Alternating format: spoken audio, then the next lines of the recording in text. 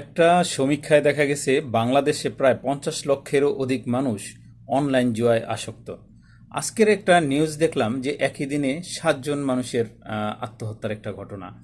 তো এর ভিতরে প্রধানতম কারণ ছিল যে আর্থিক অনটন, পারিবারিক কলহ এবং কি অনলাইন জুয়া খেলে সর্বস্ব হারাইয়া তারা এই সুইসাইড করছে।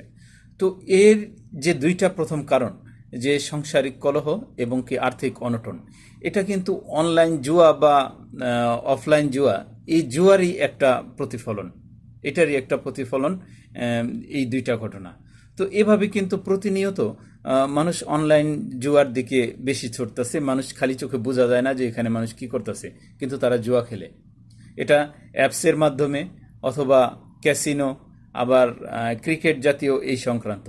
কিন্তু এই নিয়ে কিন্তু বাংলাদেশে কঠোর কিছু আইন পাশ করা আছে, যে আপনার মোবাইলে যদি কোনো একটা অনলাইন জুয়ার গেমস অ্যাপস যদি ইনস্টল করা থাকে, তাহলে কিন্তু আপনি অপরাধী, এজন্য আপনাকে সাজা ভোগ করতে হইতে পারে।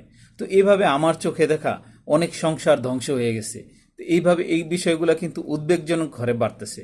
তো যারা সচেতন আছেন, তাদের কিন্তু, যাদের চোখে পড়ে নিজস্ব মানুষ, তাদের কিন্তু খুব জরুরিভাবে ফেরানো উচিত, নয়তো একেবারেই ধ্বংসের দিকে চলে যেতেছে।